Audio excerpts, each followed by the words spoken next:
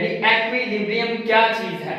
In physics या science की जुबान में हम किस चीज को, किस कंडीशन को बोलते हैं? इक्विलिब्रियम। यानी कोई जिस्म किस वजह से, किस हालत में हो तो हम उसे कहते हैं कि ये इन इक्विलिब्रियम है। ठीक है, यानी अगर किसी जिस्म पर कोई फोर्स अमल ना कर रही हो तो हम कहते हैं कि ये बॉडी, ये जिस्म इक्विलिब्रियम में है। यानी अगर इस किसी बॉडी पे नेट फोर्स जीरो हो, when no force act on the body,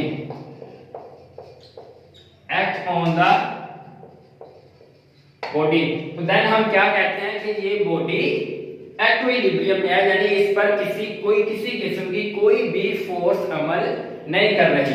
अब कोई जिस्म दो तरह से हो सकता है इक्विलिब्रियम में, या तो वो रेस्ट की हालत में भी हो सकता है, यानी रेस्ट में पड़ा है तो उस पर कोई फोर्स अमल नहीं कर रही, या जितनी भी फोर्सेस अमल कर रही हैं वो जीरो हैं, उनका सम जीरो है, यानी फोर्स कोई अमल नहीं कर रही। रेस्ट में भी इस तरह हो सकता है। अब दूसरी तरह किस तरह हो सकता है कि कोई बॉडी यूनिफॉर्मली मूव कर रहा है, यूनिफॉर्म वेलोसिटी के साथ मूव कर रहा है, तो तब भी उस पर कोई फोर्स जो है वो अमल नहीं कर रही, उसको डिस्टर्ब नहीं कर रही, तो हम कह सकते हैं कि ये बॉडी इन इक्विलिब्रियम है। यानी अगर कोई भी फोर्स किसी तरह की भी किसी बॉडी के ऊपर अमल ना करे तो हम कहते हैं कि ये बॉडी इन इक्विलिब्रियम है। ठीक है जी। मिसाल के तौर पर रेस्ट में किस तरह होता है बॉडी? फर्ज करें कोई टेबल है, उसके ऊपर एक बुक पड़ी हुई है, जिस तरह आपने पढ़ा था न्यूटन के फर्स्ट लॉ ऑफ मोशन में कि एक टेबल है, उसके ऊपर एक बुक पड़ी हुई है।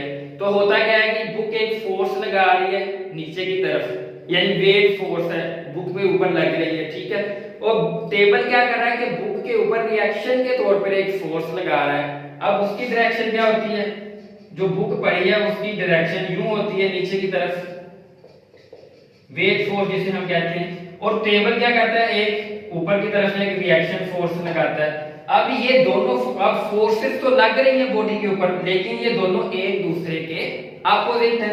ये बुक रेस्ट में पड़ी है ना टेबल के ऊपर, अब फोर्स क्या है जी? वेट फोर्स नीचे की तरफ लग रही है, और जो रिएक्शन के तौर पे टेबल इस बुक के ऊपर एक फोर्स लगा रहा है वो रिवर्स फोर्स है। यानी दो फोर्सेस लग रही हैं बुक के ऊपर, एक नीचे की तरफ है की डायरेक्शन और एक की डायरेक्शन ऊपर की तरफ है। इसका मतलब ये दोनों फोर्सेस लग तो रही हैं, लेकिन दोनों एक दूसरे के असर को कैंसिल आउट कर देती हैं। तो इसका मतलब इस बुक के ऊपर कोई फोर्स नहीं लग रही। ये बुक क्या है जी? इन इक्विलिब्रियम है, यानी ये बुक रेस्ट में है। रेस्ट की हालत में किस तरह इक्विलिब्रियम में होती है कि इसके ऊपर दो फोर्सेस लग रही हैं, एक ये वेट फोर्स जो नीचे की तरफ लग रही है, और एक वो टेबल रिएक्शन के तौर पे, जिस तरह न्यूटन के लॉ में आपने पढ़ा था कि किसी चीज पे दो फोर्सेस लग रही हैं, मतलब ये एक बुक है जो टेबल के ऊपर पड़ी है, तो उसके ऊपर एक वेट फोर्स नीचे की तरफ लग रही है, और टेबल रिएक्शन के तौर पर एक फोर्स बुक के ऊपर भी लगा रहा है। तो अब क्या होता है कि दो फोर्सेस लग रही हैं, यानी दो फोर्सेस लग रही हैं तो दोनों एक दूसरे के असर को कैंसिल आउट कर रही हैं। किस तरह? इसकी डायरेक्शन नीचे की तरफ है, इसकी ऊपर की तरफ, यानी अगर हम इनको सम करें तो ये क्या आ जाएगा? जीरो आ जाएगा। यानी sum of forces is equal to zero, यानी कोई भी फोर्स अमल नहीं कर रही। इसका मतलब ये बॉडी क्या है? इक्विलिब्रियम में है। अब हम देख लेते हैं कि जब मोशन में कोई बॉडी होता है तब वो किस तरह इक्विलिब्रियम में होता है। तब उस पर जो फोर्सेस लग रही होती हैं वो किस तरह एक दूसरे के असर को कैंसिल आउट करती हैं, और नेट फोर्स जो होती है वो जीरो होती है, यानी कोई भी फोर्स उस पर अमल नहीं करती। तब हम देखते हैं वो किस तरह। फर्ज करें ये कोई लकड़ी का पीस है इस तरह, ठीक है जी। आपने क्या किया जी? एक स्ट्रिंग लगाई है, यहाँ पे एक फोर्स लग रही है F1, एक स्ट्रिंग यहाँ पे आपने लगाई हुई है, और एक दूसरी फोर्स लग रही है F2। आप इसको ऊपर की तरफ यूं खींच रहे हैं, ठीक है। अब इसके ऊपर एक और फोर्स लग रही है यूं नीचे की तरफ, वो क्या है जी? वेट फोर्स है, ठीक है जी। अब फर्क करें ये जो F1 है ये 5 न्यूटन है, ये भी क्या है? 5 न्यूटन, और ये जो वेट फोर्स है ये 10 न्यूटन है। अब बॉडी क्या कर रहा है जी? मूव कर रहा है, ऊपर की तरफ मूव कर रहा है, लेकिन सम ऑफ ऑल फोर्सेस क्या है जी?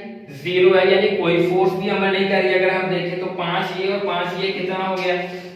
10 न्यूटन की फोर्स जो है उसकी डायरेक्शन ऊपर की तरफ है, और जो वेट फोर्स इस लकड़ी के इस पीस पे लग रही है वो वेट फोर्स वो कितनी है जी 10 न्यूटन है, लेकिन उसकी डायरेक्शन क्या है नीचे की तरफ है। तो ये क्या हुआ दोनों एक दूसरे को कैंसिल आउट कर देते हैं। इसका मतलब जो नेट फोर्स है यानी दोनों का सम वो तो क्या हुआ 0। इसका मतलब ये बॉडी भी क्या हुआ इन इक्विलिब्रियम, यानी इस पर जितनी भी फोर्सेस लग रही हैं उनका सम अगर हम देखें तो वो 0 है। इसका मतलब कोई फोर्स नहीं लग रही, तो ये बॉडी क्या होगा इन इक्विलिब्रियम होगा। ये था जी जब बॉडी मूव कर रहा होता है यूनिफॉर्म वेलोसिटी के साथ किस तरह वो इक्विलिब्रियम होता है। मिसाल के तौर पर अगर एक एरोप्लेन जा रहा है वो मोशन में है यूनिफॉर्म वेलोसिटी के साथ जा रहा है, इसका मतलब उसकी मोशन डिस्टर्ब नहीं हो रही, तो इसका मतलब वो इक्विलिब्रियम में। जिस तरह आपने न्यूटन के फर्स्ट लॉ में पढ़ा था कि अगर कोई बॉडी रेस्ट में है तो वो रेस्ट में रहेगा, या अगर कोई बॉडी मोशन में है तो वो मोशन में रहेगा जब तक कि उस पर कोई फोर्स अमल ना करे। इसका मतलब जो एरोप्लेन जा रहा है यूनिफॉर्म वेलोसिटी के साथ उस पर कोई फोर्स अमल नहीं कर रही क्योंकि उसकी मोशन डिस्टर्ब नहीं हो रही, तो इसका मतलब वो क्या है जी इक्विलिब्रियम में है। ठीक है, इसी तरह अगर आप कार की मिसाल ले लें, कार जा रही है यूनिफॉर्म वेलोसिटी के साथ तो वो क्या है इक्विलिब्रियम में है। किस तरह, क्योंकि इक्विलिब्रियम में तब नहीं होगा जब उस पर कोई फोर्स लगे और उसकी हालत जो है वो डिस्टर्ब ना हो। अब तो उसकी हालत डिस्टर्ब हो ही नहीं रही, वो यूनिफॉर्म वेलोसिटी के साथ मूव करता हुआ जा ही रहा है। इसका मतलब उस पर कोई फोर्स अमल नहीं कर रही है according to Newton first law. वो क्या कहता है कि कोई जिस्म रेस्ट में है तो वो बॉडी रेस्ट में ही रहेगा जब तक उस पर कोई फोर्स अमल ना करे। इसी तरह अगर कोई बॉडी मोशन में है मूविंग वेलोसिटी से जा रहा है यूनिफॉर्म वेलोसिटी के साथ तो वो जाता ही रहेगा जब तक उस पर कोई फोर्स अमल ना करे। इसका मतलब कोई जो कार है यूनिफॉर्म वेलोसिटी के साथ जा रही है उसकी वेलोसिटी चेंज नहीं हो रही, डिस्टरबेंस नहीं आ रही इसकी मोशन में, इसका मतलब उस पर कोई फोर्स अमल नहीं कर रही, कोई फोर्स अमल नहीं कर रही बॉडी के ऊपर, तो इसका मतलब है कि वो बॉडी इन इक्विलिब्रियम में है। ठीक है जी, इसके बाद हमारे पास इसकी of equilibrium first condition. First condition क्या है कि अगर किसी जिस्म पर कोई फोर्सेस लग रही हैं, जितनी भी फोर्सेस लग रही हैं उन सब का सम, यानी अगर हम उनको सम कर लें, प्लस कर लें, ऐड कर लें उन तमाम फोर्सेस को, तो हमारे पास जो सम आएगा रिजल्टेंट फोर्स आएगी वो हमारे पास 0 होना चाहिए। जिस तरह मैंने आपको एग्जांपल दी है बुक और टेबल की, उस पे दो फोर्सेस लग रही थी, एक की डायरेक्शन नीचे की तरफ थी, एक की ऊपर। हमने उनको सम किया तो दोनों ने एक दूसरे के असर को कैंसिल आउट कर दिया और नेट फोर्स 0। यानी जितनी भी फोर्सेस लग रही हैं किसी बॉडी के ऊपर अगर हम उन सब को प्लस करें, ऐड करें तो उन सब का सम क्या आ जाए 0 आ जाए। यानी ये है जी फर्स्ट कंडीशन ऑफ इक्विलिब्रियम, यानी sum of forces is equal to 0। मिसाल के तौर पर किसी जिस्म पर कुछ फोर्सेस अमल कर रही हैं, मैं क्या देता हूं कि F1 अमल कर रही है, F2 फोर्स अमल कर रही है, इसी तरह F3 और सो ऑन Fn फोर्सेस किसी जिस्म के ऊपर अमल कर रही हैं। तो हमने क्या देखना है कि फर्स्ट कंडीशन क्या है कि इन सब फोर्सेस का सम क्या हो 0 हो, तो तब वो बॉडी इक्विलिब्रियम में होगा।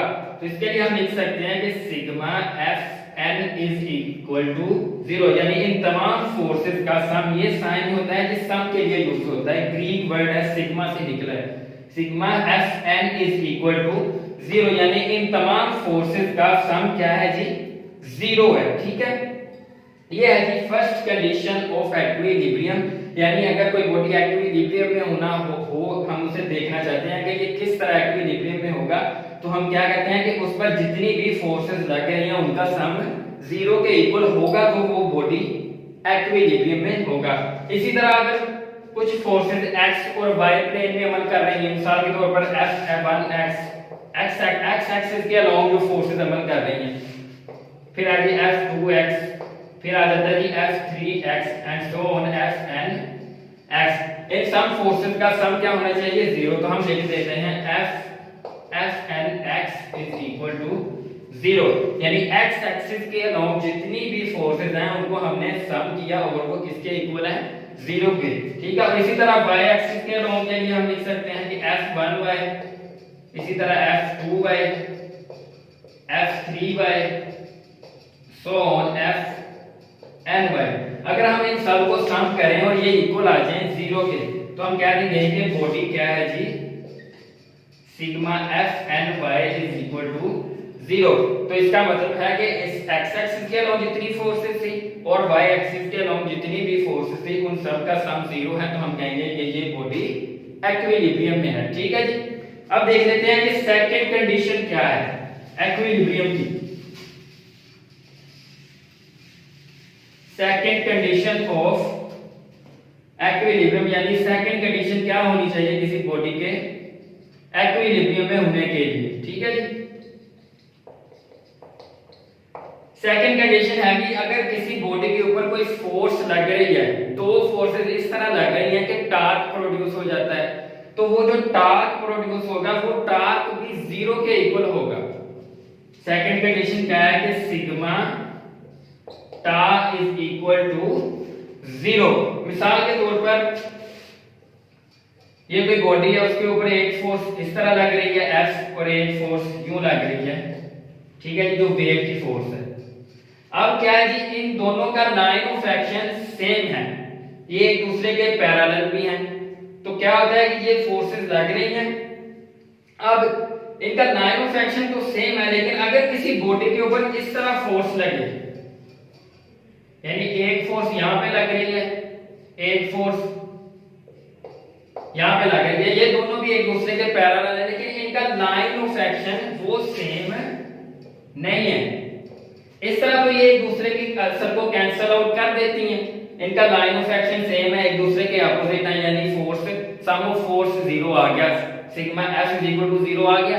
लेकिन अगर कोई किसी जिस्म पर यूं फोर्सेस अमल करें कि वो पैरेलल हों लेकिन उनका लाइन ऑफ एक्शन वो सेम ना हो, यानी ये फोर्स इस तरह अमल कर रही है ऊपर की तरफ और ये नीचे की तरफ, तब क्या होगा, ये बॉडी यूं रोटेट कर जाएगा।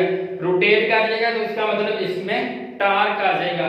तो सेकंड कंडीशन क्या है कि जो टार्क प्रोड्यूस हो किसी बॉडी में फोर्सेस के लगने से वो भी 0 होना चाहिए। यानी अगर इस तरह फोर्सेस लग रही हैं, दो लाइन ऑफ एक्शन उनका डिफरेंट है, तो उसमें क्या होगा कि टार्क प्रोड्यूस हो जाएगा, वो टार्क भी 0 होना चाहिए। ये है जी सेकंड कंडीशन ऑफ इक्विलिब्रियम, यानी सिग्मा टा इज इक्वल टू 0, यानी किसी फोर्सेस के किसी जिस्म के ऊपर लगने से जो टार्क प्रोड्यूस होगा वो भी 0 होना चाहिए, तब हम कहेंगे कि ये बॉडी इक्विलिब्रियम है। मिसाल के तौर पर किसी जिस्म पर कोई फोर्स लग रही है, उन फोर्सेस का सम तो 0 है, जितनी भी फोर्सेस लग रही हैं, लेकिन उनसे प्रोड्यूस होने वाला टार्क 0 नहीं है, तो हम ये नहीं कह सकेंगे कि ये बॉडी इक्विलिब्रियम है। इसके लिए दो कंडीशंस हैं।